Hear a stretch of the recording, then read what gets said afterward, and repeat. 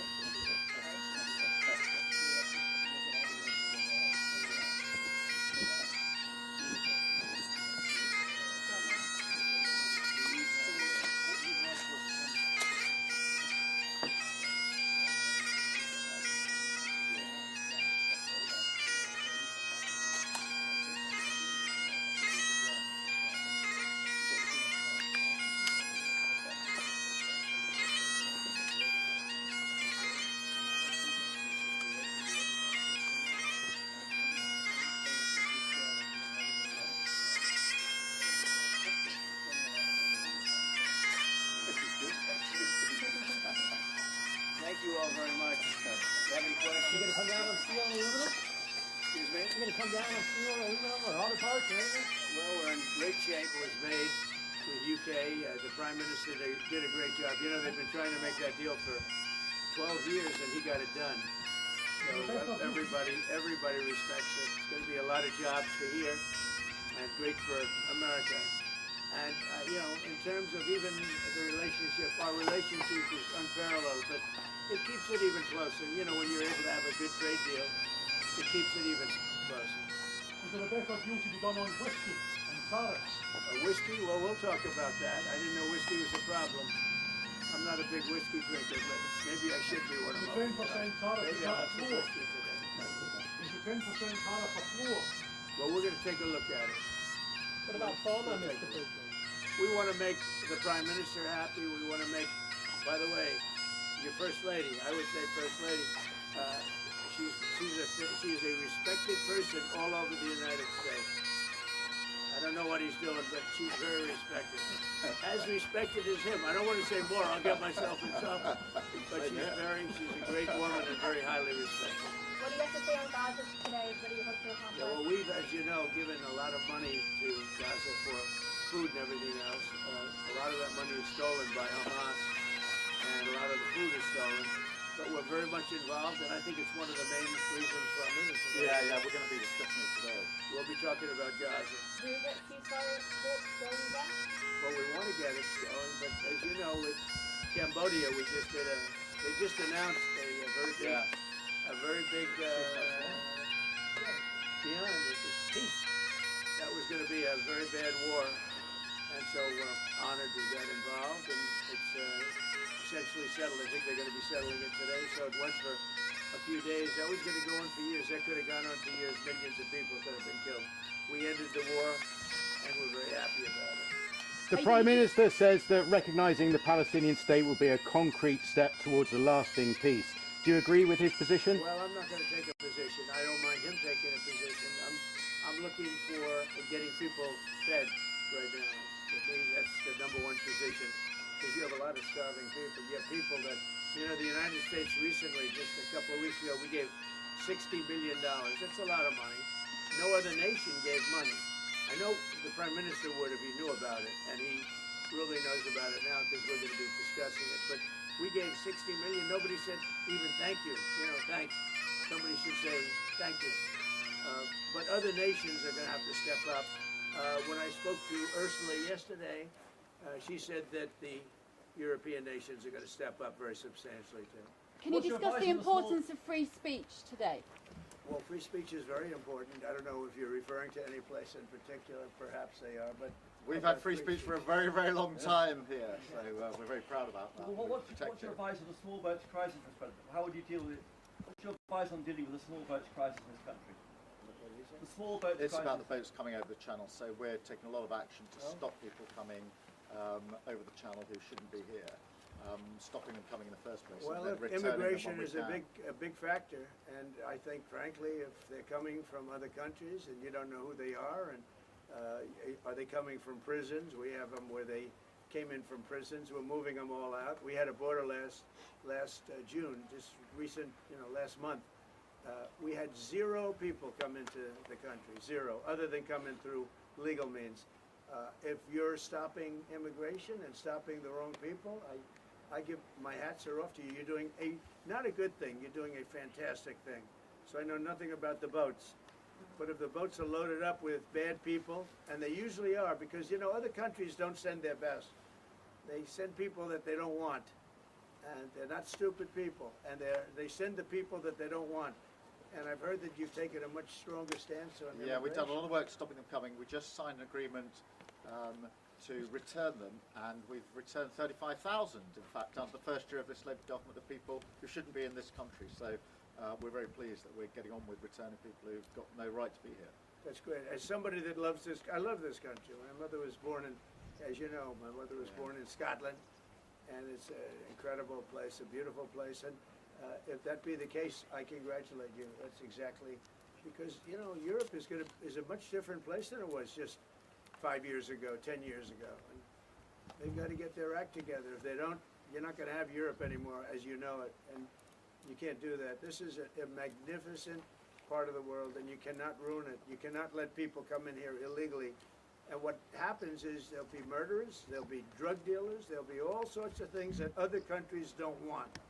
And they send them to you, and they send them to us, and you've got to stop them. And I hear that you've taken a very strong stand on immigration, and taking a strong stand on immigration is imperative. Mr. President, Prime Minister Netanyahu said there's no starvation in Gaza. Do you agree with that assessment? I don't know. I mean, based on television, I would say not particularly, because those children look very hungry. But we're giving a lot of money and a lot of food, and other nations are now stepping up.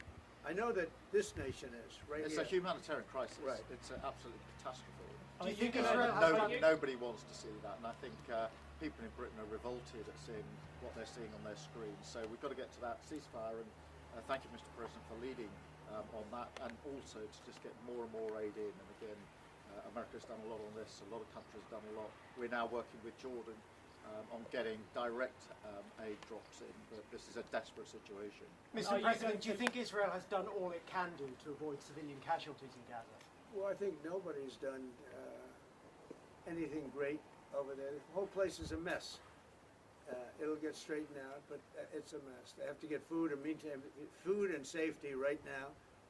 And ultimately, look, Hamas did a horrible thing, and they paid a big price, but Hamas did a horrible thing. But I always said, when you get down to the last 20 or 10, they're down to 20. We got a lot of hostages out, and you helped us, by the way.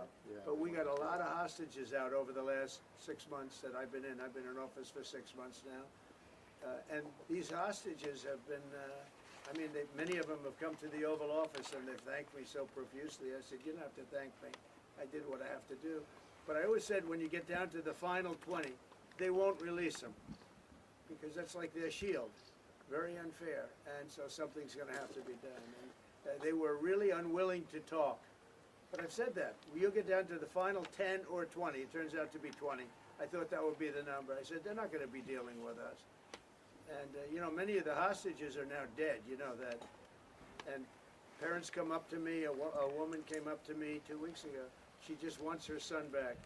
And I said, how's he doing? My son's dead, sir, but he's with them, and we want the body. She wanted the body of this young boy, of her young, beautiful son, and now possibly the fight will have to be a little bit different, but they have totally changed now. They don't want to give hostages.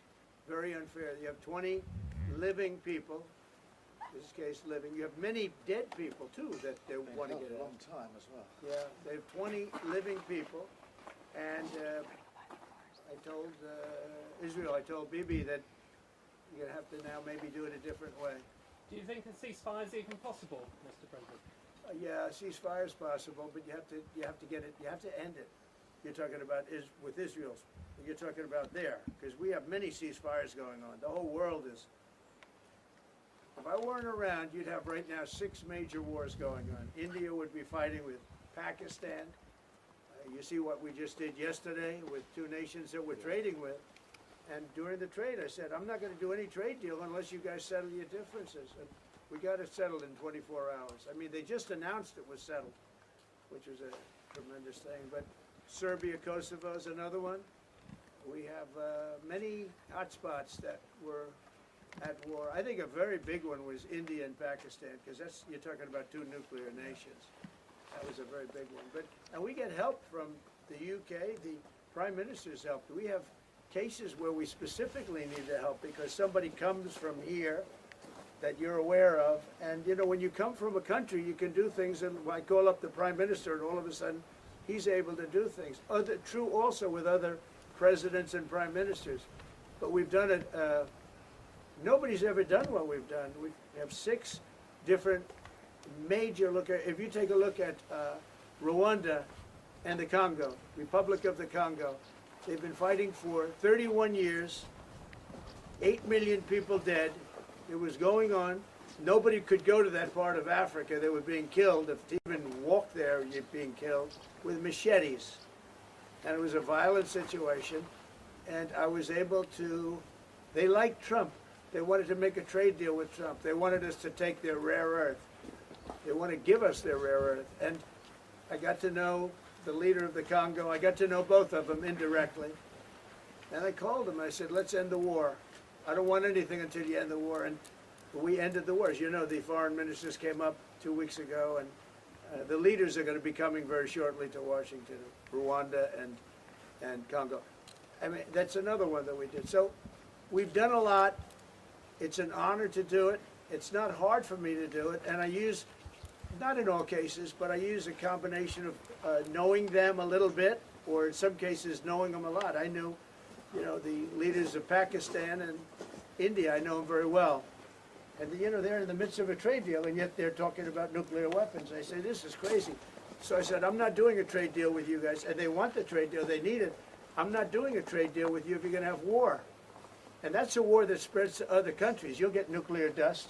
We'll all get nuclear dust. When they start using nuclear weapons, that stuff blows all over the place, and really bad things happen. So maybe we're being a little selfish when we want to save wars too. But we stopped a lot of wars, and it's a great honor to have done it. And on Russia, Mr. President, just on... We're going to be talking inside very much about Gaza and the humanitarian aspects of Gaza. Yeah. Mr. President, what about Russia and Ukraine? You're talking about ceasefires. What's the latest? I would have said 5 times we would have had a deal.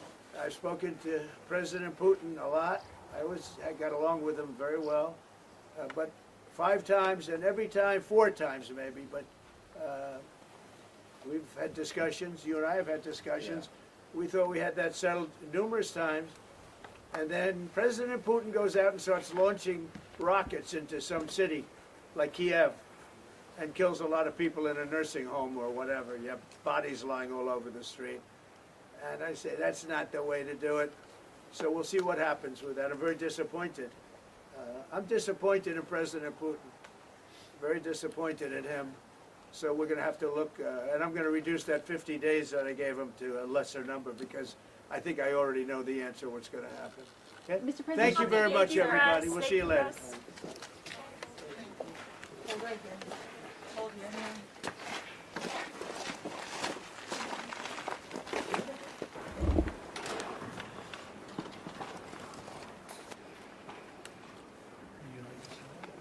Well, let me welcome you, Mr. President, to Scotland, and fantastic to be here at Turnberry with you. Thank you so much for showing us around and having this opportunity to sit in this fantastic ballroom, which is absolutely incredible, and to start talking about some of the issues that are most pressing in your country, in my country, and in particular, we've had the opportunity to talk about the situation in Gaza and the intolerable situation, including images of starvation.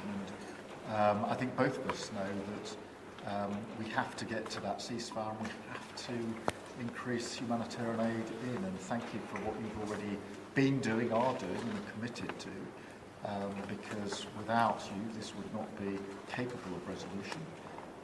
And I think that if we can work not just on the pressing issues of the ceasefire, but also on this issue of getting humanitarian aid in at volume, at speed, and then we've discussed a plan for what then happens afterwards.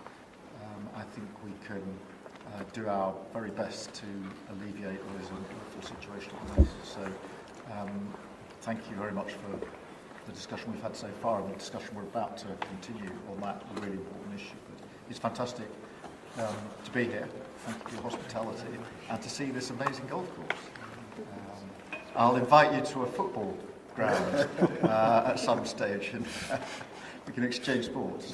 It's been great being with you, and thank you very much, Mr. Prime Minister. And you've done a fantastic job with regard to the trade deal. You know, they wanted a trade deal here for years, many years, through many different terms of different people, and you got it done, so I want to congratulate you on that. And it's a great deal for both. It brings unity. We didn't need unity, but it brings us even closer together. I think it's good for both parties. We also discussed obviously Gaza, and I think before we get to phase 2, which is what's going to happen afterwards, we want to get the children fed. We made a contribution a week ago of $60 million, all going into food. We only hope the food goes to the people that need it, because so much, as you know, when you do something there, it gets taken by Hamas or somebody, but it gets taken. But and we're prepared to help. We want to help.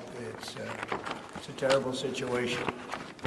The whole thing is terrible. It's been bad for many years, but it's great to hear you feel the same way that I do. We have to help on a humanitarian basis before we do anything. We have to get the kids fed. So we've been sending in a lot of food. A lot of the food that's been going there has been sent by the United States. I spoke yesterday with the president of the European Union, Ursula, who was terrific also on the subject, and she's going to play a big role also in helping us. So we have a good group of countries who are going to help with the humanitarian needs, which is food, sanitation, and some other things. It's very difficult to deal with Hamas, as I said. We got a tremendous amount of hostages out, but it would take place in drips and drabs. You'd get 10, you get 5, you get 2, you'd get 10, 12. We get 12 one time. many of them would come to the White House, and they were so thankful. But I always said, when you get down to the final 10 or 20, you're not going to be able to make a deal with these people because they use them as a shield. And when they give them up, they no longer have a shield. And the people of Israel feel so strongly about the hostages. Some people would take a different view, but they feel so strongly about the hostages. So that's an ongoing process. Hamas has become very difficult to deal with in the last couple of days because they don't want to give up these last 20, because they think as long as we have them, they have protection. But I don't think it can work that way. So I'm speaking to Bibi Netanyahu, and we are coming up with various plans. We're going to say it's a very difficult situation. If they didn't have the hostages, things would go very quickly. But they do, and we know where they have them in some cases, and you don't want to go riding roughshod over that area because that means those hostages will be killed. Now, there are some people that would say, well, that's the price you pay, but we don't like to say that. We don't want to say that. And I don't think the people of Israel want to say that either, which is pretty amazing. A lot of people would say, just get it done and whatever it is. You could also say speed might be better for the hostages. You go through, with speed, you may have a better chance because they're in deep trouble. They're in deep trouble. You saw October 7th, and you saw what the damage and the horror that they committed. People can't forget that. They tend to forget it, but they can't forget. That was one of the most beautiful things I've ever seen. And you just cannot forget that. So we're very much involved. The Prime Minister's involved. I'm involved. And I think I can speak. We just signed a very big trade deal, the biggest of them all yesterday, right? And the European Union is very much involved in wanting to help with really the Palestinians in terms of getting people fed. But the area of Gaza, another way of defining it is the area of Gaza. It's a very troubled place, and it has been for many, many years. It has been for many decades. So it's not like this just happened. This has been going on for a long period of time. So that's it. Our hearts are in the right place.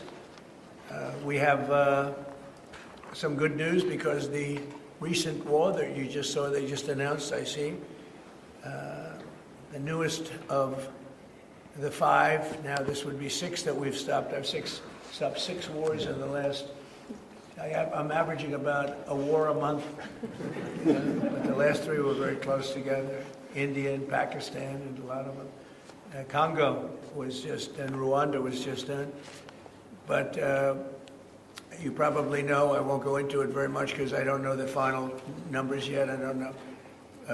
Numerous people were killed, and I was dealing with 2 countries that we get along with very well, very different countries from certain standpoints. They've been fighting for 500 years, intermittently, and we solved that war. You probably saw it just came out over the wire, so we solved it through trade. I said, I don't want to trade with anybody that's killing each other, so we just got that one solved. And I'm going to call the 2 prime ministers who I got along with very, very well and speak to them right after this meeting and congratulate them. But it was an honor to be involved, and that was going to be a very nasty war. Those wars have been very, very nasty. So we've done a lot of good work. We've had great support from the Prime Minister anytime we needed help, anytime we needed any form of support. You've been there. We appreciate it very much. And we're going to continue onward. We do have to take care of the humanitarian needs on what they used to call the Gaza Strip. You don't hear that line too much anymore. You don't hear the Gaza Strip. But it is the Gaza Strip, and it's amazing that it's not being handled a little bit differently. We're going to set up food centers, and we're going to do it in conjunction with some very good people, and we're going to supply funds. And we just took in trillions of dollars. We got a lot of money, and we're going to spend a little money on some food. And other nations are joining us. I know your nation's joining us, and we have all of the European nations joining us, and others also have called, and they want to be helpful. So we're going to set up food centers and where the people can walk in, and no boundaries. We're not going to have fences, and they can't. They see the food from 30 you would say, yards away, and they see the food. It's all there, but nobody's at it because they have fences set up that nobody can even get it. It's crazy what's going on over there. So we're going to work very closely together with your country, a great country. We also discussed inside that we are, there's a whole new thing happening with regard to energy from nuclear. And the Prime Minister's looking at that very strongly, and I know you have Rolls-Royce nuclear plants. That sounds pretty good, right? I love that. What a great brand that is, but you're also doing the Rolls-Royce or the nuclear plants, the smaller plants. We're doing smaller and bigger, but the small is interesting. They do a small plant, very easy, very safe, and as they need more, they hook up another plant, and they have a series of plants instead of, doing the $20 billion plant. That gets tough for a lot of people to do. So we're just studying that, and it sounds like you're very far progressed, but that's a great thing you're doing on nuclear. We opened up nuclear about 2 months ago, and it's now safe and very inexpensive. No, we see civil nuclear as a big part of the future as we go to sustainable, independent energy, and I think that between the two of us we can work very much more closely on this, and we've agreed that that's our ambition, our aspiration, and this is going to be a big part of the future when it comes to energy. And you can see in the last few years, energy has been weaponised, prices have dictated both families and businesses across the United Kingdom, and therefore taking control of energy is a huge prize. So the more we can work together on this, the better. And small modular reactors are a very big part of the future here, and we've got great companies like Rolls-Royce involved in that. So I'm very much looking forward to working together with you. Good, we'll do that. We'll do that. We're going up to your oil capital in a little while. We're going up to Aberdeen. That's called the oil capital of Europe. And that's a great asset that you have up there someday. If they ever change their thinking on that, you have a great and valuable asset. There's a lot of valuable resources underground there. But that's a decision for you to make. But it's a very amazing place, and it is considered the oil capital of Europe. So it's another option that you have. So we are doing really well as a country, and I think that the Prime Minister he's been so supportive of us, and so strong and so respected, and I respect him much more today than I did before because I just met his wife and family. He's got a perfect wife and family, and that's never easy to achieve, right? But I take no credit for that. He's become a friend, and together we got a deal done that has not been able to be done. It was a deal that's very good for both parties. A really good deal for both of our countries, and very, very well received here in the United Kingdom. So thank you very much for having us. Thank you. Appreciate it. Mr. President, on Gaza. On Russia, earlier you said that you were going to change the deadline from 50 days. So what is your new deadline? What can I'm going to make a new deadline of about 10 or 12 days from today. There's no reason in waiting. There's no reason in waiting. It's 50 days. I want to be generous, but we just don't see any progress being made. Mr. President, on Gaza, you just talked about setting up food centres in conjunction with other organisations. Right. You're talking about the Gaza Humanitarian Foundation or recognised aid agencies. How will this work? Well, it's going to be working with the United States. We'll be helping with the food. We have a lot of access to food. We got a lot of food ourselves. And we're going to bring it up to make sure that they don't have barriers stopping people. You've seen the areas where they actually have food, and the people are screaming for the food, and they're 35, 40 yards away, and they won't let them because they have lines that are set up. And whether they're set up by Hamas or whoever, but they're very strict lines, and we have to get rid of those lines. But we're going to be getting some good, strong food. We can save a lot of people. I mean, some of those kids that's real starvation stuff. I see it. And you can't fake that.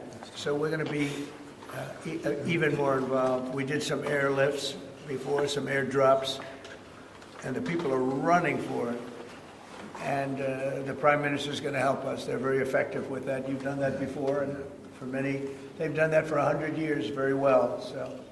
Mr. President, It's not very hard to do, actually. Mr. President, you say you love Scotland. You're the most Scottish president ever in the White House.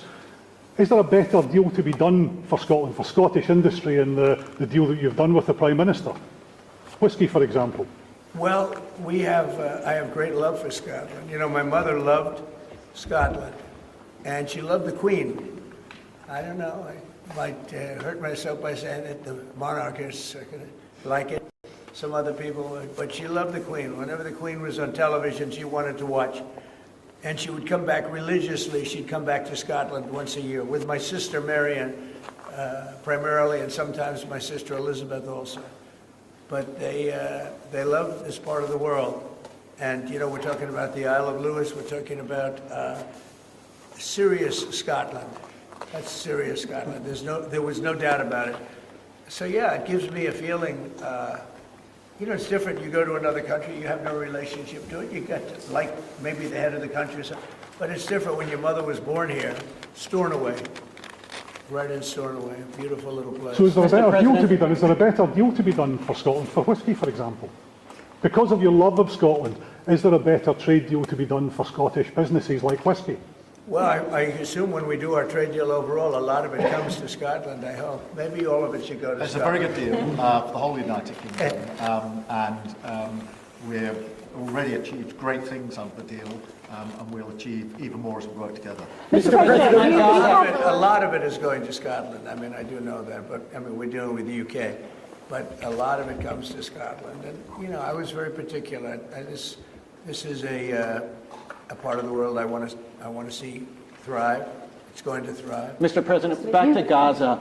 You talk about Hamas stealing food and stealing aid. What responsibility does Israel have for limiting aid to the region? And if I could ask a follow-up to the Prime Minister, what pressure can be put on Israel, and is that something that you and the United States could work on together? Israel has a lot of responsibility. They're hampered by the fact that you still have 20 hostages or so. And the people of Israel are very concerned about the 20 hostages. It's very interesting. You could say they could be more concerned about retribution than the 20 hostages, but they really want the 20 hostages to survive and live, to make it. You know, many of the hostages came to my office, in the Oval Office, and I was amazed by, I would ask them the question, was there any sign of love? Was there any sign of, when you were a hostage and you have all of these people from Hamas around you, sometimes 100, sometimes 10, sometimes 2, but you're a hostage and you're being stored in a pipe. It's not even really, you know, a cave, or it's a pipe, a little pipe. And some said they didn't think they were going to make it because they were losing air. There wasn't enough air, and they'd open up the pipe just in time, but they didn't do it on purpose. They just happened to open it. They got lucky. But I said, did they ever wink at you and say, like, don't worry, you're going to be okay? Did they ever give you some extra food, even if it was a piece of bread? Did they ever give you anything during that time? And some were there for 400 or 500 days now, right? It's a long time, a year and a half, more than that. And not one person said there was any love from anybody. You know, in other words, you have hundreds of people, and you see it in the movies where somebody's a prisoner and somebody's helping. You even see it with Germany, where people would be let into a house and live in an attic in secret. You know, you see signs of stuff. I said, did you see anything like, did they wink at you? Did they say, don't worry, you're going to be okay? I never received, I ask that question all the time. I've never received one answer that said, yeah, they really wanted to help. No, the hatred is just incredible. But, sir, on the access to food issue, what more can Israel do? And again, to the Prime Minister as well. Well, I think Israel can do a lot. I will say that Iran,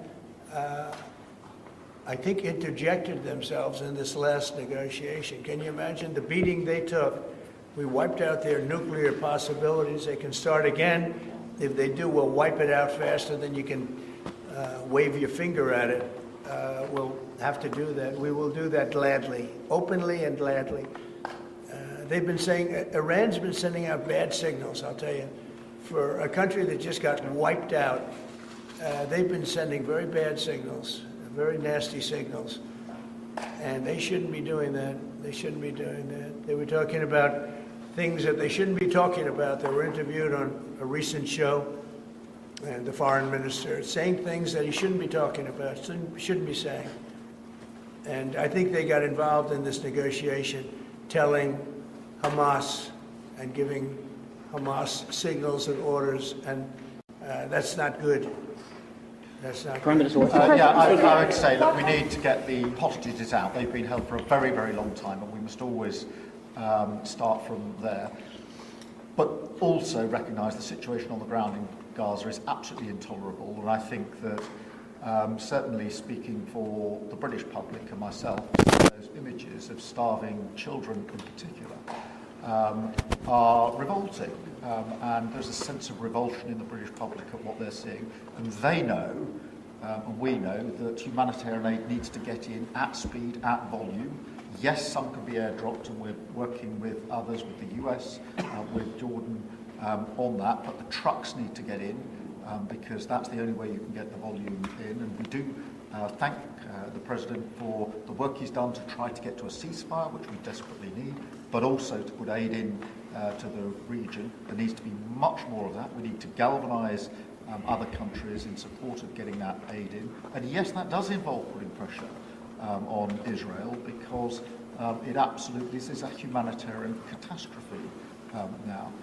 We also need to look beyond that situation to what then happens in the event of a ceasefire, which is desperately needed.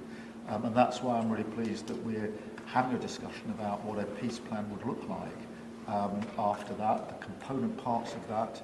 And we have to be really clear at this point that Hamas can play absolutely no part in any future governance in Palestine. And that's and in Gaza, and it's really important that we're clear about what triggered this, who took the hostages, and giving out passports after the terrorist organisation. But I think today the focus has to be on getting that humanitarian aid in. Mr. President, will the UK avoid your pharmaceutical tariffs, and will it happen before August the 1st? Well, we'll be announcing on pharmaceuticals sometime in the very near future. We have a very big plan on pharmaceuticals. We want to bring a lot of the pharmaceuticals back to America, where they should be.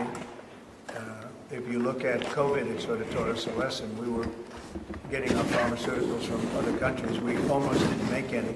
We used to make them ourselves, and we're going to want to be making a lot of them ourselves, all of them in a sense. But you also have a good pharmaceutical business. We'll be dealing with you on pharmaceuticals also. And we certainly feel a lot better with your country working on pharmaceuticals for America than some of the other countries that were. With the relationship we have, you would not use that as a cudgel. You wouldn't be using it as a block. But we're going to be announcing sometime very soon, I think, pharmaceuticals are our whole thing. And the companies know.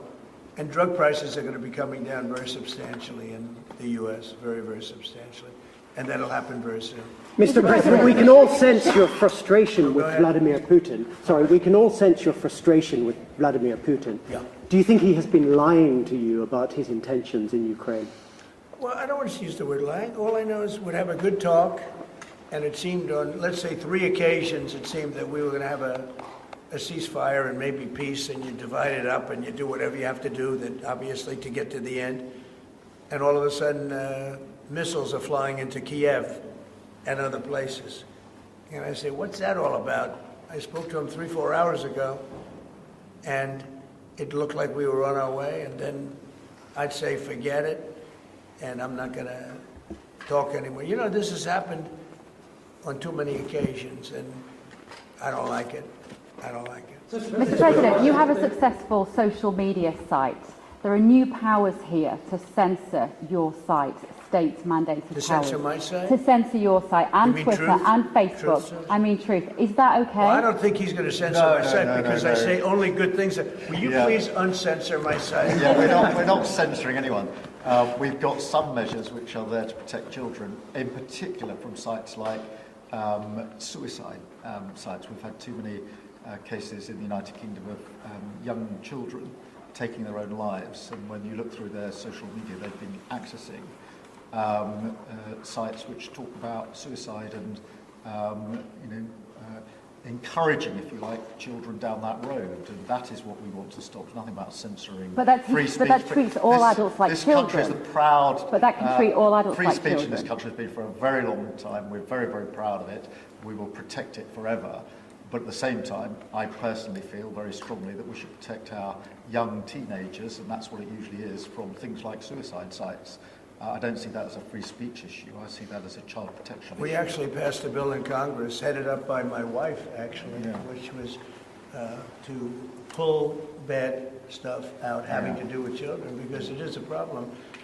But I cannot imagine him censoring Truth Social. That's more of a very political, and it's been a very big success. It's not going to happen. And I only say good things about him and his country, so if they censor me, you're making a mistake. I'm going to give my ambassador the job, make sure it's not censored. I had not heard that. Mr. President, question about golf? You're a big investor in this area, Mr. President. Say it? You're a big investor in this area of Scotland. To put it mildly. To put it mildly. Like this ballroom that we built It's from amazing. scratch. Do you worry, though, about the risk of increased taxes here? Will that stop you investing?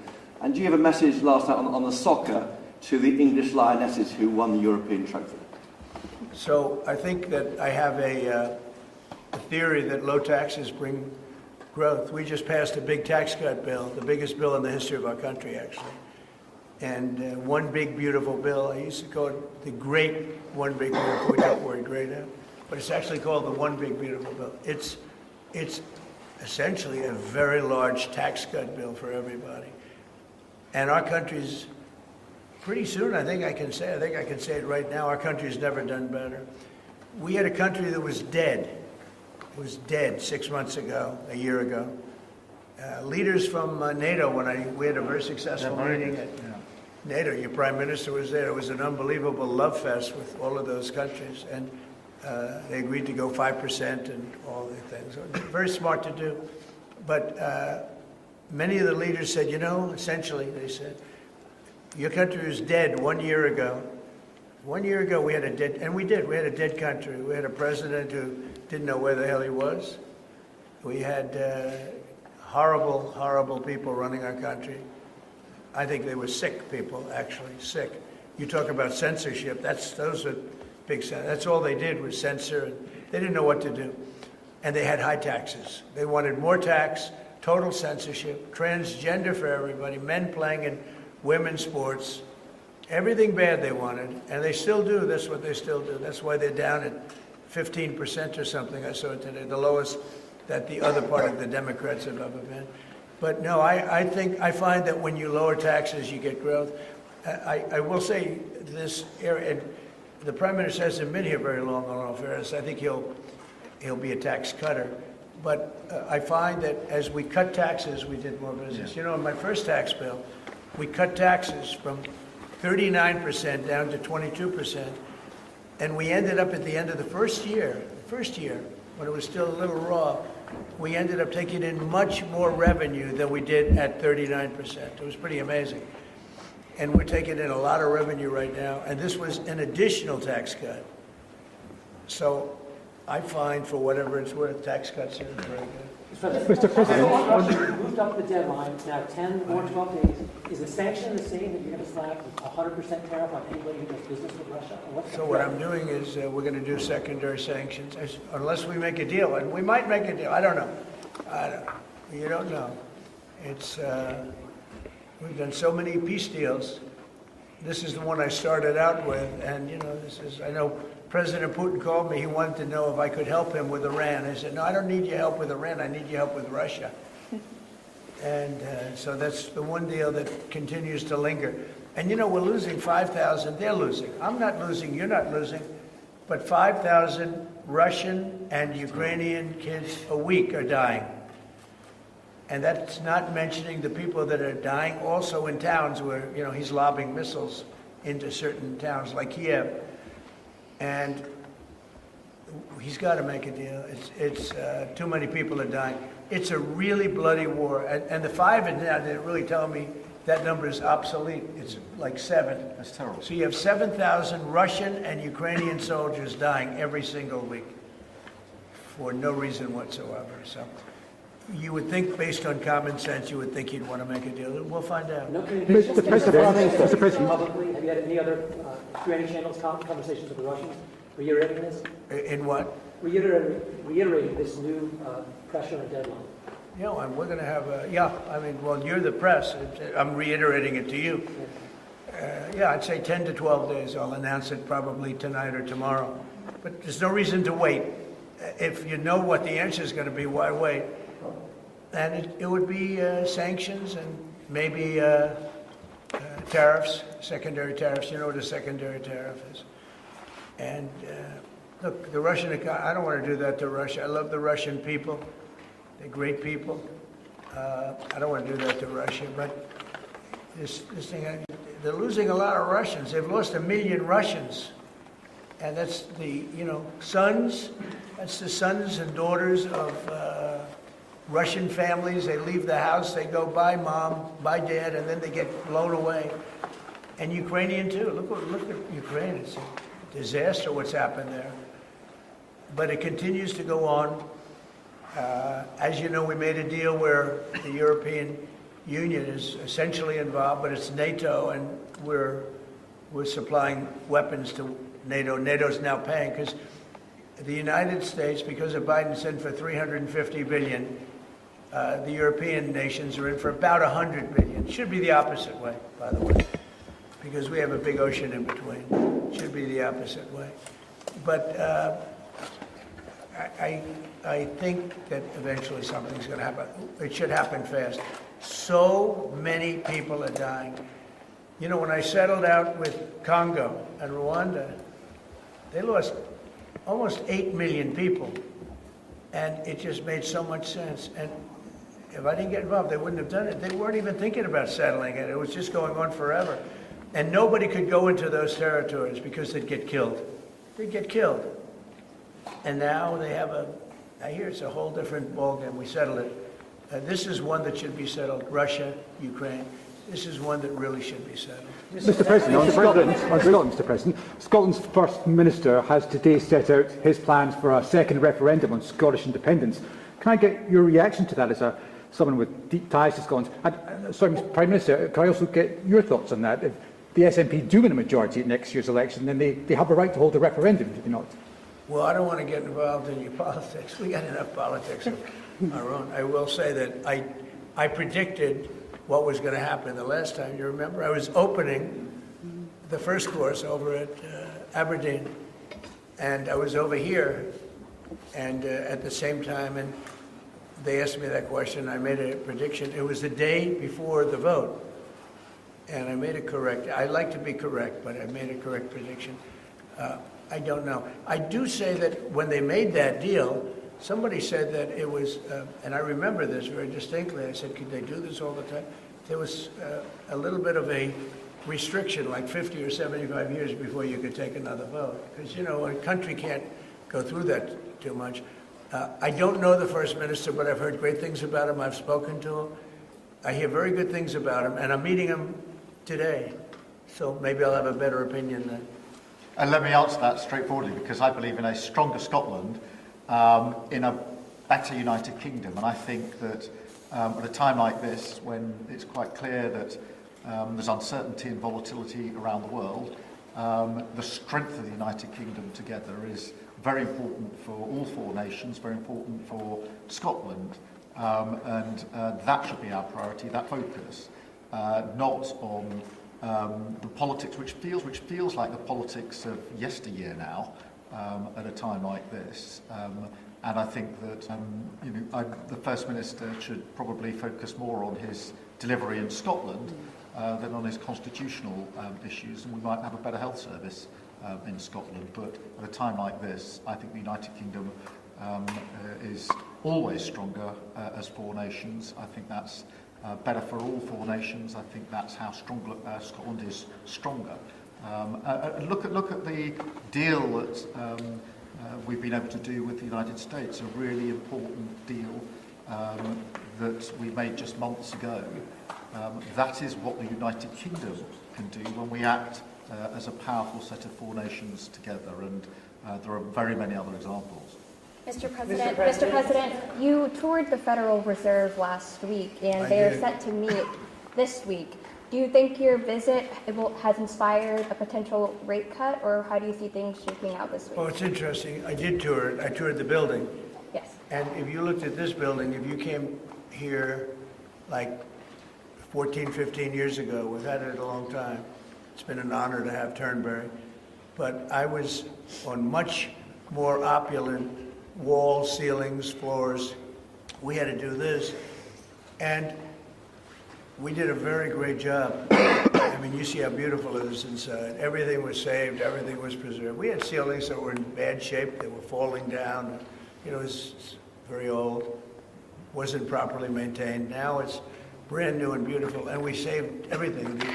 If you really think here, you took a look and you were sort of commenting the coloring.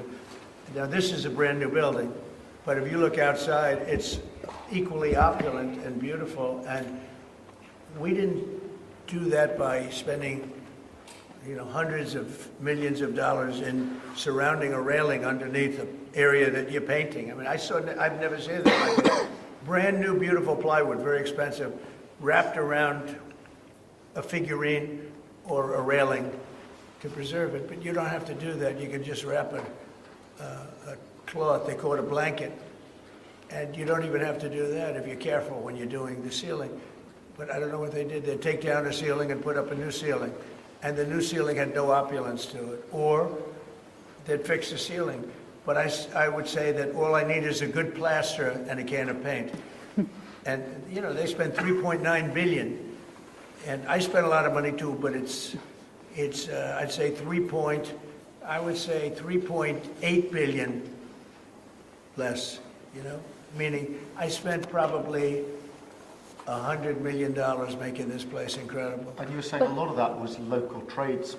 I used local trades. Looking at the windows, I think, in the next room. I had local trades do a lot of this. We have the most opulent windows next door, and I had a choice. Do I take them out? And, you know, they've suffered through 125 years of storms. You have very big storms in this area. When you have a storm, you have a storm. And they made it, barely, but they were in bad shape. So I had some local people come up and we looked at them. You have some great craftsmen here, I think is what you're getting at. And they said, sir, honestly, they've had it. We can copy it and do it much better. And they did. If you take a look at the windows in the various dining rooms, they're magnificent. And they're new, and they're much better looking than what was there. Same exact look, other than a much higher quality. But do you foresee a rate cut? And they're local people. I use a lot of your local people. You have really great local tradesmen here, yes? But do you foresee a rate cut this week? Do you expect the Fed... A rate cut? Yeah, do you expect meaning a tax cut? No. Do you expect the Fed to cut rates this week? I think he has to. You had 11 cuts, you know? In Europe, they had 11 cuts. In other places, they had 10 or 11 cuts. And we had none, but I'm not going to say anything bad. You know, we're doing so well, even without the rate cut. With the rate cut, it would be better. It affects our housing a little bit. Look, we should be 3 points lower. Each point is $360 billion. Can you imagine that? That's big numbers.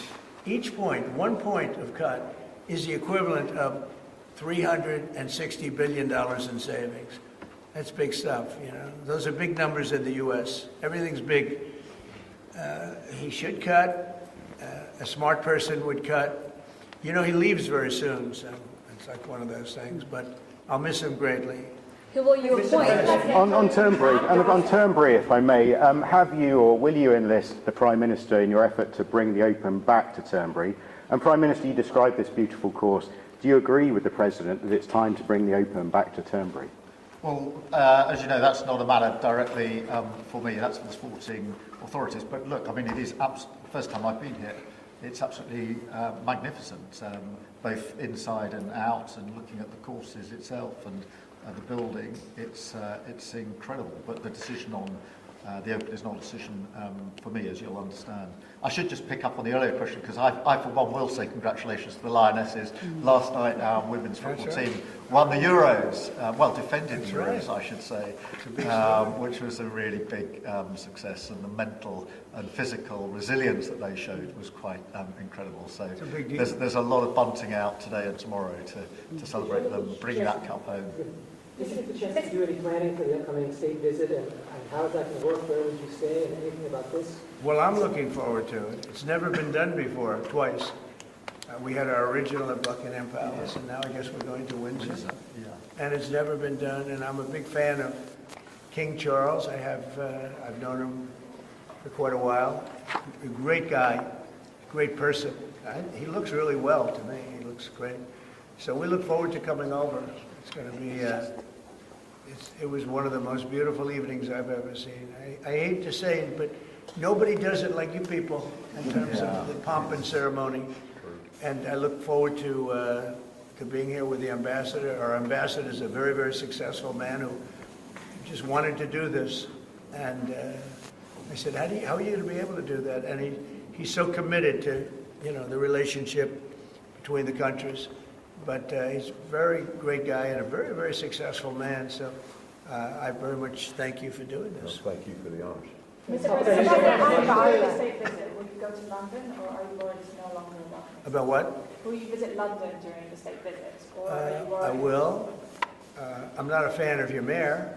Why not? I think he's done a terrible job, the mayor of London.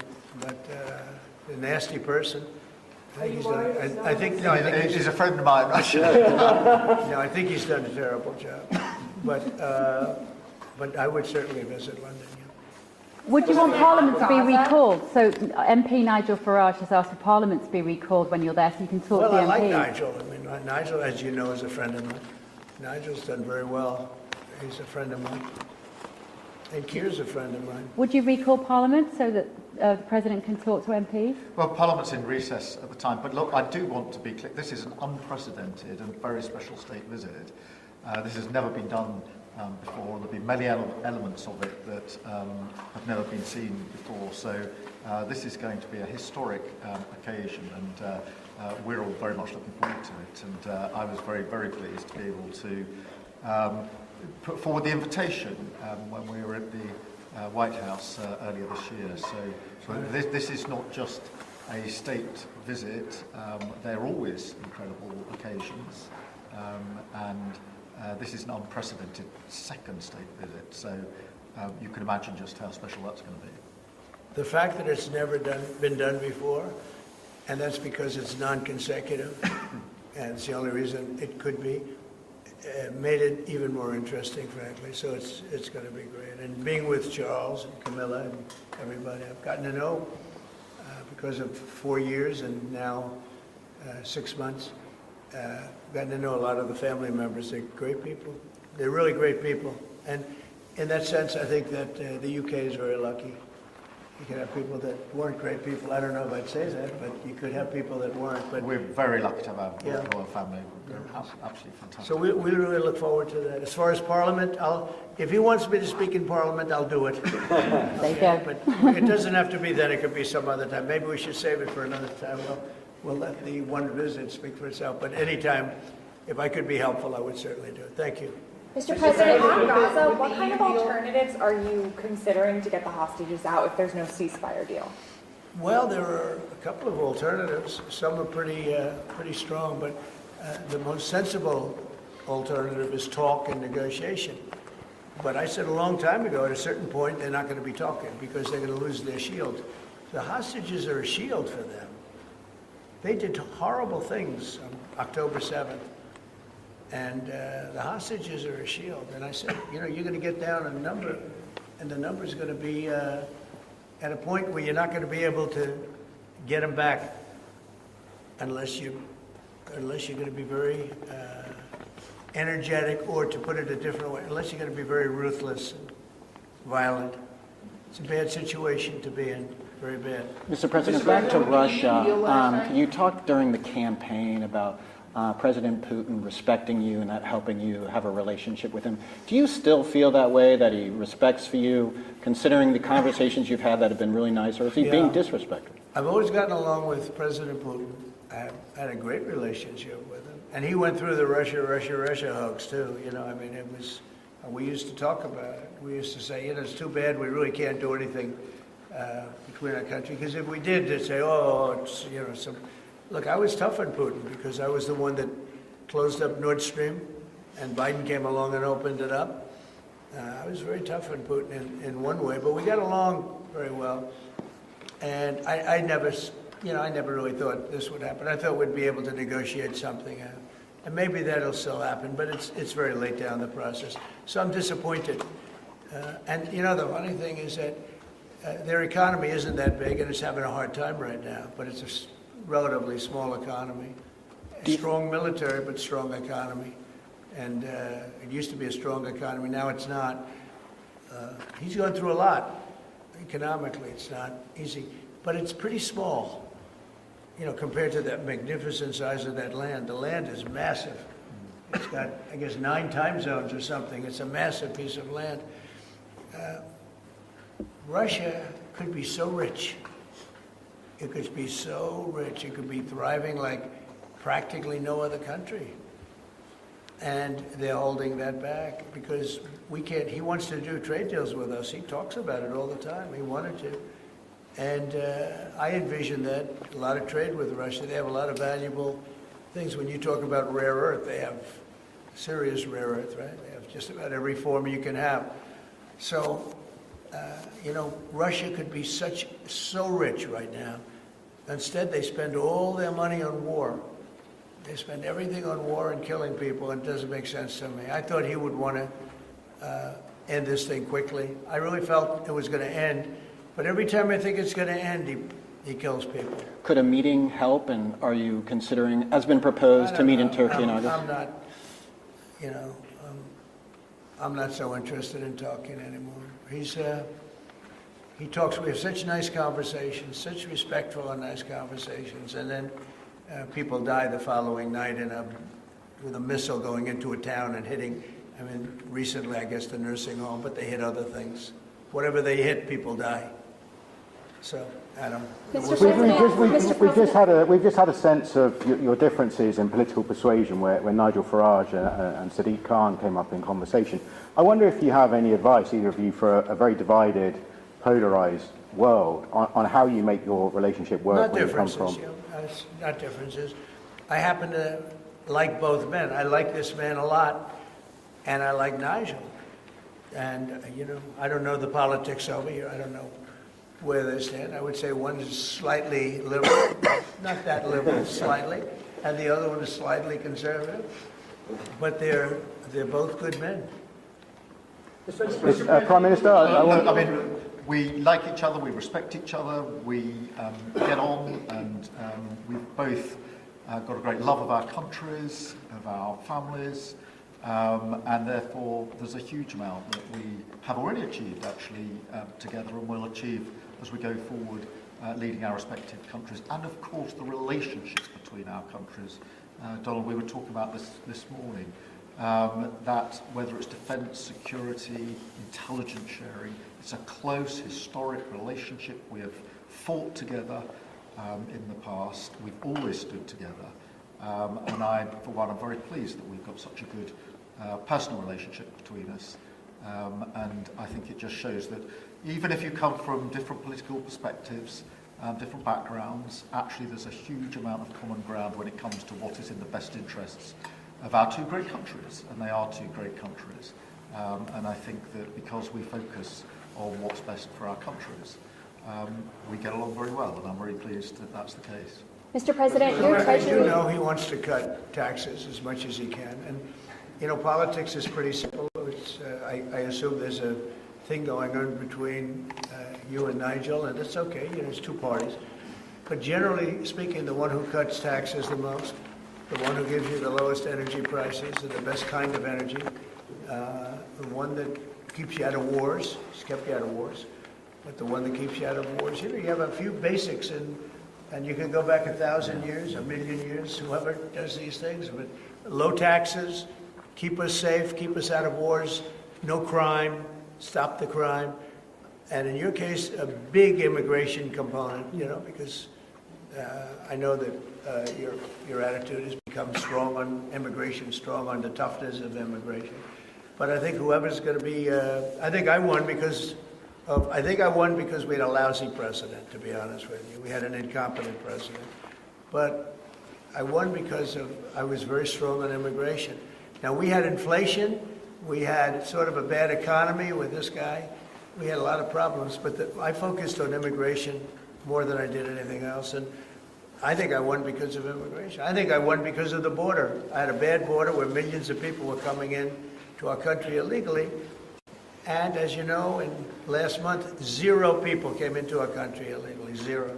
So we went from a bad, incompetently run border to the most competently run border that anybody's ever seen. Prime Minister, the President makes it look easy dealing with illegal migration. You must be envious of his record in such a short period of time. Well, I think we've been discussing illegal migration is a huge issue in both of our countries. In the United Kingdom, it is a real cause for concern, and that's why we must bear down on it in all its aspects, upstream, across Europe, where a lot of ours comes through northern France, across the Channel, working with our allies, with our colleagues to break the gangs that are actually running this trade, but equally being very strong that when people have arrived in this country, who've got no right to be here, then we should be removing them to their own country. And that's why I'm really pleased that we've been able to focus on this very intensely and get 35,000 people out of the United Kingdom who had no right to be here, because the message has to be you can't make your way to the United Kingdom. We won't tolerate our rules being broken, and if you get here, you will be returned but we are such to where you came from. It's really important place, we bear down on that. We're such an attractive place for people to come because they want a better life, because we are a wonderful country. People coming via the rules are always welcome. Of course, we've welcomed talent and people into this country for centuries, literally. But what the British people will not tolerate is those that break the rules, those that come through irregular routes, and that's the really important distinction here. And that's what we're bearing down on, and I'm really pleased that we're through pretty well all of the international engagement I've done, all the meetings I've had, the country we've done deals with. We've done deals with countries in the last 12 months that many people thought it was not possible to do deal with when it came to immigration, irregular immigration, and we returned thousands of people who've got no right to be here. And that, I think, is, for the British people, we're a reasonable, tolerant country where people are coming lawfully to contribute to our communities, to our country. Then, of course, they're welcome and have made a great contribution. But what people will not tolerate is those that are breaking the rules. And that is an issue of today, but it's a very British thing. We are people who respect rules. We don't approve of those that break rules. Mr. President, I can say, though, that I had one of the greatest victories, they say the most consequential in 129 years, so I don't know about that, but it was pretty close. And we won all of the swing states, which never happens. We won the popular vote by millions of votes. We won, tremendous electoral college sweep. And I believe I did it more than anything else because of my strong stand on immigration. And I don't think this country is any different in that sense. I think it's a big factor. And it is with a lot of the European countries. Some of the countries have, lost their way, and they have tremendous crime because of it. I mean, you had countries with no crime that now have tremendous crime. And you know the countries, and I know the countries. And so I think it's a huge factor in any election, not just this election, but in any election. I think the one that's toughest and most competent on immigration is going to win the election. But then you add low taxes and you add the economy. He did a great thing with the economy because a lot of money is going to come in because of the deal that was made. But I think that immigration is now bigger than ever before. Mr. President, your Treasury Secretary is meeting with Chinese trade officials right now. Have you received an update? Do you expect a deal when these talks are over, especially with the August 1st deadline? No, they're meeting right now. And, we have a good relationship with China. But China's tough. And like you're tough, we're all tough, yes. But we're going to see what happens. We just concluded our deal with Japan. It's very good for everybody. We're making, great deals. We're making deals that are good for us, but we want them to be good for everybody. It's important. It's sometimes I'll do something that I shouldn't do because it's not very important for our country, but it's very meaningful for the country on the other side. And I'll let them have that point because it's very important for them. So I don't know, but we've made a lot of deals in the last couple of months. And then ultimately, as you might as well know, we're going to just, because we have, you have 200 countries, more, but people don't know that. You got a lot of countries. And I wouldn't want to sit down with 200 people and have to deal the way he was calling me all the time. We want this, we got to have that, These are tough negotiators. These are, look, they're smart people, they're tough negotiators. They know what they want. And, but we're going to be setting a tariff for essentially the rest of the world. And that's what they're going to pay if they want to do business in the United States. Because you can't sit down and make 200 deals. But we've made the big ones. We just finished Indonesia. They opened up their country. We just finished Japan. They opened up their country. Japan opened up the country. They were totally closed. They opened up to our cars, even to rice. Rice was a big deal. They would never take anybody else's rice. They'd take in rice. But they opened up their country. Philippines, we just finished. They opened up their country. They were very closed. I'd love to see China open up their country. We're dealing with China right now, as we speak. Yeah, we're dealing with China right now. The deal you've got with the UK is better than the one with the European Union. Is that because you think Brexit was a good idea in this country? Well, look, we have a very special relationship with this country. Like, my mother was born here. And not only born here, loved it. She'd come back, I told you, religiously every year. And she'd go up to Stornoway and see her relatives. But she loved the country. Yeah, that probably it always has an impact. Always has an impact. But, Germany has a new leader, and I think he's terrific. I think you like him too. I think he's terrific. My father was born in Germany. Or in Germany, his parents were just out. But, so, you have a lot of feeling for this part of the world. I do. I want to see this part of the world do well. Germany, Scotland, UK. I want this part of the world to do well. All of the nations. You do feel a certain, you have a warm feeling toward a part when your parents are born essentially here. And I think maybe it's slightly different. Maybe it's not. I don't know, but maybe it's slightly different. Mr. President, how we rule out a pardon for Ghislaine Maxwell when you landed? Is that something you would ever consider, and why? Pardon for who? For Ghislaine Maxwell. Well, I'm allowed to give her a pardon. Yeah, you are. Nobody's approached me with it. Nobody's asked me about it. It's in the news about that aspect of it, but right now it would be inappropriate to talk about it. So. Mr. President, your opposition to offshore wind is well known. In Scotland, wind is a disaster. But in Scotland and across the UK, wind farms are I know, it's a shame. Offshore, it's not his fault. Well, I used to tell Alex Salmon. Have you spoken to the Prime Minister, and will you speak to the First Minister? Well, all I can do is give my wind. Look, wind is the most expensive form of energy, and it destroys the beauty of your fields and your plains and your waterways. And look out there. There's no windmills. But if you look in another direction, you see windmills. When we go to Aberdeen, you'll see some of the ugliest windmills you've ever seen. They're the height of a 50-story building. And You can take 1,000 times more energy out of a hole in the ground this big. This big. It's called oil and gas. And you have it there, the North Sea. This big, that nobody would even see. You can take 1,000 times more power because the wind is intermittent, it doesn't work, it's extremely expensive. All the windmills are made in China. They used to be Germany and China, now they're mostly in China. They all come out of China. They say that the blades, which are carbon fiber, you can't bury. Oh, okay, you can't bury. What are you going to do, dump them in the ocean someplace?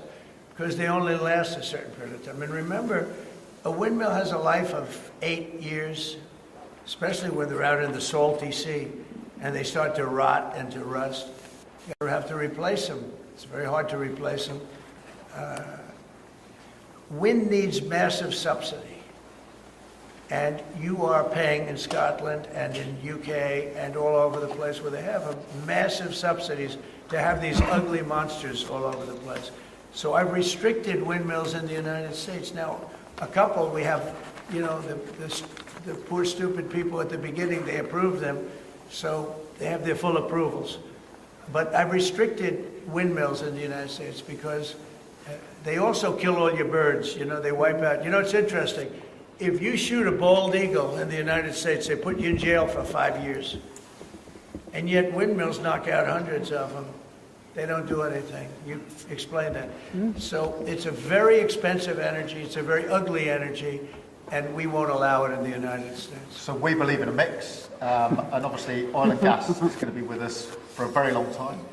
And that'll be part of the mix. But also wind, solar, increasingly nuclear, which is what we've been discussing this morning, civil nuclear as we go forward. The most important thing for the United Kingdom is that we have control of our energy and we have energy independence and security, because at the moment, whatever the attributes and facilities in the North Sea, that is sold onto the international market, and we buy it back off the international market. That was a historic mistake in my view. But what we need is a mix so that we get the energy security that we need for the future, and that's the focus of everything that we're doing. But what we have discussed today is that the energy prices are too high, which is why we recently took measures to reduce the energy prices, particularly for energy-intensive businesses. But in the long run, the only way to reduce your energy prices is to take control of your energy, and that's what we're doing, taking control of our energy. Mr. President. Our King Charles, who you're a great friend of, is a big fan of eco-projects, of windmills, as you call them. Is he wrong? So King Charles is an environmentalist, I will tell you. And I say that in a positive way, not a negative way. And, every time I've met with him, he talked about the environment, how important it is. And I'm all for it. I think that's great. You know, King Charles, more than anything else, loves the country. But I got to know him very well. He truly is an environmentalist. He wants clean air, clean water, you know, all of the things that we all want. Mr. President, you have said that you have not been briefed on the Epstein files, or your name has not appeared in the Epstein files. But doesn't the AG have to tell you if your name is in the files? I haven't been overly interested in it. You know, it's a hoax that's been built up way beyond proportion. I can say this, those files were run by the worst scum on earth. They were run by Comey, they were run by Garland, they were run by Biden and all of the people that actually ran the government, including the Autopen. Those files were run for 4 years by those people. If they had anything, I assume they would have released it. The whole thing is a hoax. They ran the files. I was running against somebody that ran the files. If they had something, they would have released. Now, they can easily put something in the files that's a phony. Like, as an example, Christopher Steele, a person you know well, happens to be from your country. But Christopher Steele, as an example, wrote a book, a dossier. We call it the fake news dossier. And the whole thing was a fake. The whole thing was a fake. They can put things in the file that are fake. But those files were run by bad, sick people. If they had anything, why didn't they use it when I was killing Joe and then he gave out because he was 25 points down? And then I got somebody new. Nobody even knew anything about her. She was a horrible vice president. She was our border czar, but she never went to the border. She never once called a border patrol agent to find out how we do. But she was the border czar. Her name was Kamala. Nobody knows her last name. It was Harris. But nobody knew her last name. So I ended up, how would you like to end up in a race where you're killing somebody, you're beating him, and then they say, all right, we'll take him out. He's not working. Let's put somebody else. And then she had a 6-week honeymoon. It was amazing. They predicted she would have a 6-week honeymoon, and she did. And then she got slaughtered. Do you feel that? But think of it. Those files were run by these people. They were run by my enemy. If there was anything in there, they would have used them for the election. Do you feel that drawing? I think I heard you say something the other day that the drawing that was the subject of the Wall Street Journal report. I don't do drawings. I'm not a drawing person. Do you think it was fraudulent? I don't do drawings. Sometimes people say, "Would you draw a building?" And I'll draw 4 lines and a little roof, for a charity. So, but I'm not a drawing person. I don't do drawings of women. That I can tell you. They say there's a drawing of a woman, and I don't do drawings of women. And also, Epstein was always a very controversial guy. I was at a very high position, pretty much all my life. In all fairness, I've been doing this for a long time. I had the top show on television. I had the #1 bestsellers. I had everything, right? And I was a very successful business guy. He was a very controversial. Who would do a controversial drawing? Now, with that being said, they say there were many letters done by many people, and many big people, big successful people. But I just don't. When you talk about files, I just keep going back, and other people too. Even the enemy says this thing is not correct, because if we had it, we would have used it on the guy. It's a bad issue. They say it's a good issue for Trump. Do you know that my poll numbers are up 4.5 points since this ridiculous Epstein stuff? My poll numbers have gone up 4.5 points because people don't buy it. Okay, people don't buy it. And he's gone, and we want to focus on trade deals. I want to focus on the deal we just made with the European Union, which is the biggest trade deal in history. It's the biggest deal, I think, in history, not just trade deal. So if they would have had something, they would have used it. And people keep writing stories about the time you threw him out of Mar-a-Lago. Can you settle that? What was it about? What caused the breach with him? That's such old history. Very easy to explain, but I don't want to waste your time by explaining it. But for years, I wouldn't talk to Jeffrey Epstein. I wouldn't talk because he did something that was inappropriate. He hired help. And I said, don't ever do that again. He stole people that worked for me. I said, don't ever do that again. He did it again. And I threw him out of the place, persona non grata. I threw him out, and that was it. I'm glad I did, if you want to know the truth. Mr. President, and by the way, I never went to the island, and Bill Clinton went there supposedly 28 times. I never went to the island, but Larry Summers, I hear, went there. He was the head of Harvard. And many other people that are very big people. Nobody ever talks about them. I never had the privilege of going to his island. And I did turn it down, but a lot of people in Palm Beach were invited to his island. In one of my very good moments, I turned it down. I didn't want to go to his island. Yeah. Mr. President, on Gaza, next time you speak to Netanyahu, what will you be asking him to do? Say it one louder. Next time you speak to Netanyahu, what will you ask him to do to end Well, I'm going to say, look, we're giving money and we're giving food, but we're over here and we're over in the United States, and I think I can speak for the Prime Minister. We're giving money and things. He's got to sort of run it. What should he do? Well, I want them to make sure they get the food. Open. I want to make sure they get the food, every ounce of food. I think you want to say absolutely. It's an absolute point. Because that food is being delivered. Mr. President, or at least all of it. You said you were going to set essentially a tariff for the rest of the world. For the world. What percent will that tariff be? I would say it'll be somewhere in the 15 to 20% range. So maybe 15 or 20, or? No, I said, I sort of know. I just want to be nice. I would say in the range of 15 to 20%. Could you just also you might operate to UK steel? Probably one of those two numbers. It's not for UK and steel aluminum makers here are worried about tariffs. Will you do anything to help them here? Aluminum? And steel. You're a pretty big aluminum maker. Yeah, that's already covered in the deal that we've agreed so we're just doing the implementation of that. But Mr. President, when will that come down from 25% to 0? You mean on the overall, on the world? On steel and aluminium from Britain, it's 25. Well, we're going to know pretty soon. We're going to have it pretty soon. Mr. President, on Canada... You have no idea. These people are tough negotiators, okay? But we're a big buyer of steel, but we're going to make our own steel. We're going to make our own aluminum for the most part. But we buy a lot of aluminum from right here, and a lot of steel, too. Yeah. We have a lot of unhappy. We have a lot of unhappy. Who are you with? Because you're asking such nice questions. Sorry, GB News. Bev Turner from GB News. Very good. We have a lot of unhappy farmers in this country at the moment, and I'm sure the Prime Minister won't thank me for raising this. We've had changes to inheritance tax, which mean a lot of farmers feel they're going to lose their farms when they die or their father dies. How important are farmers to a country? You mean they're going to lose the farm because of estate taxes? Correct. So that when they die, they'll have to pay so much. They're cash poor, but they have great properties. I know. Well, they're cash poor. They're land rich and cash poor. A lot of people are. I've had that too. Sometimes I'm land rich and cash. Sometimes I'm cash rich and land poor. I like it both ways, but as they get older, I like the more conservative end. So I did something that I don't know if you can do, but it was great. I love our farmers. As you know, in our tax bill, we have a clause that's very important. We were losing a lot of farms to the banks because a loving mother and father would die and left their farm to their children or their child, but their children, their family. And they loved their family, and they thought they were doing them a favor, but they had a 50% tax to pay.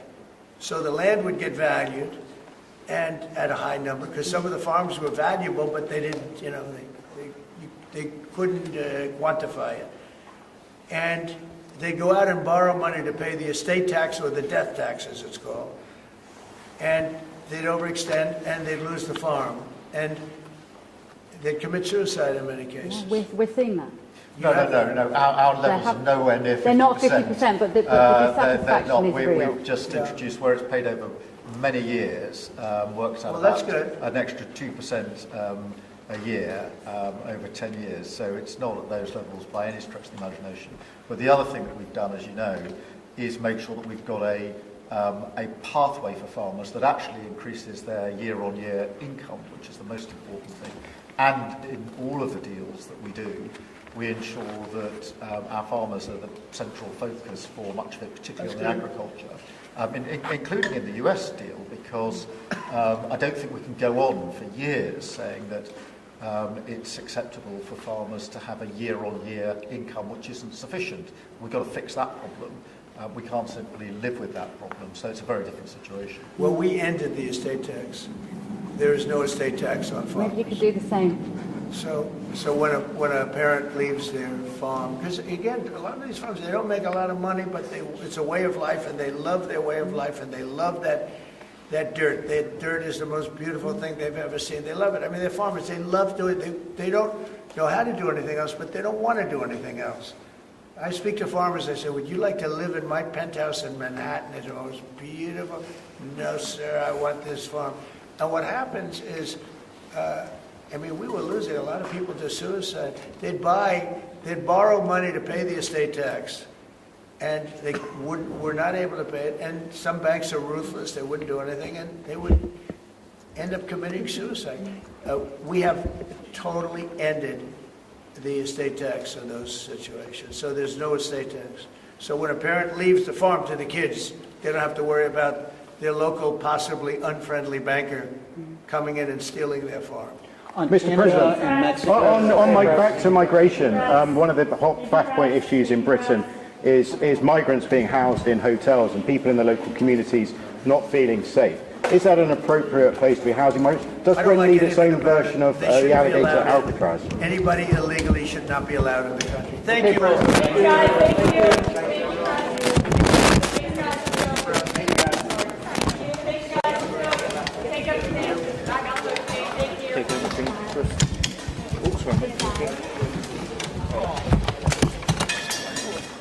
I can't feel my leg. Thank you guys. Keep moving those. Keep moving. Guys. Take everything with us. Grab it all.